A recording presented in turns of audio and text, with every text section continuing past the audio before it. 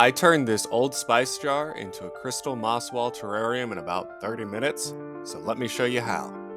First, we need to clean out the jar with a microfiber cloth, some rubbing alcohol, and a little bit of elbow grease. Next, we're going to trace our jar so that we can build a design that both fits the size and the opening of the bottle. Next, with the final design in mind, we will be taking an assortment of quartz rocks, although you can use any, and tool around with them until we find something that fits.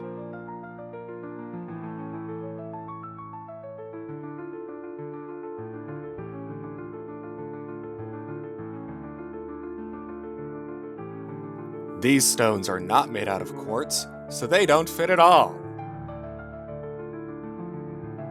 This floating island base, although it looks cool, doesn't fit through the opening, so it is not viable for this design. These smaller rocks are much easier to work with. However, due to their size, they would quickly be overgrown with moss in the long run. It is a nice stick though.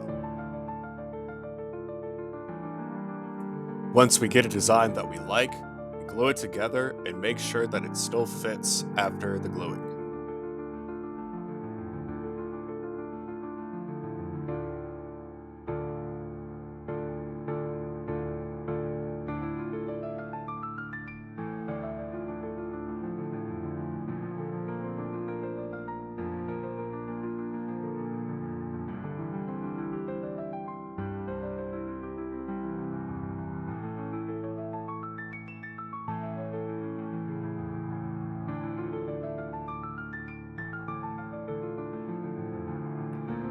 One could even go so far as to say that it fits so well that it's like it was made for it. In front of you.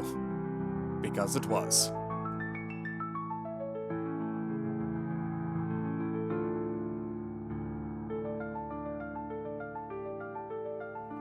After we find a design that we can commit to, we're going to place some super glue and glue it onto the jar itself so that if it gets bumped, it doesn't fall like the Byzantine Empire.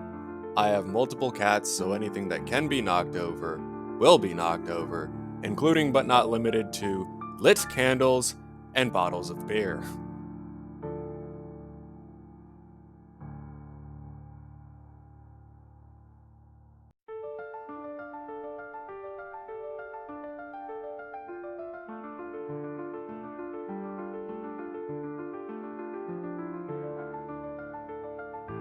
Here's another angle so that we can see how it fits within the jar.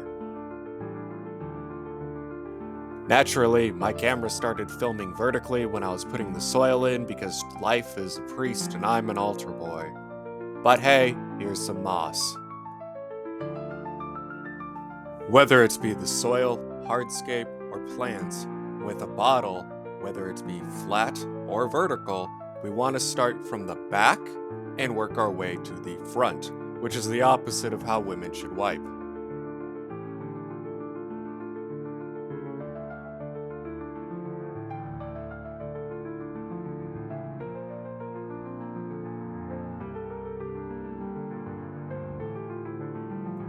Now, let's add some more moss because we simply can never have enough moss. There is never enough moss, no exceptions.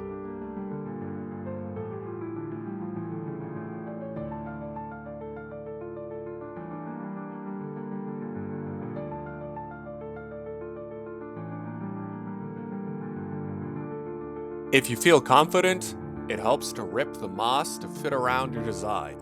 Not only will this fit better, but by ripping it like this, it actually facilitates faster and fuller growth. I'm liking how it's coming together thus far, and look at how lush it is.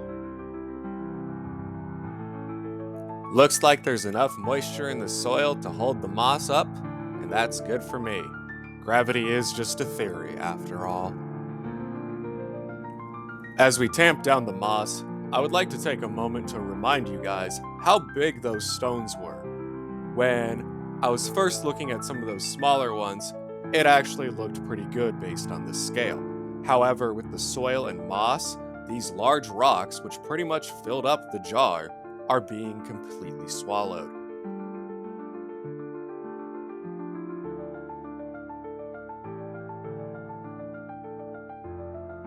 Our next bit of professional cinematography is called I Don't Know How to Film My Own Stuff. So here's what it looks like on day one. Really only took about a half hour to make. If that, actually. A lot of it was spent intentionally using some rocks that I knew I wasn't going to use for the sake of B-roll.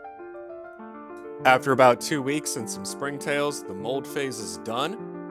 So now we added in some oak leaf creeping fig for color contrast and textural niceties. And I'm tired of mispronouncing things, so I'm keeping that in.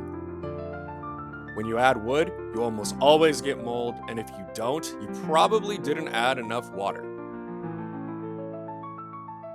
Alright, here we are an additional week later. And for those of you who have been counting, that is 3 weeks. Obviously, the glass is a little frosted up from humidity, and I'm gonna be real with y'all, I didn't want to open it up and fuck with that just for this.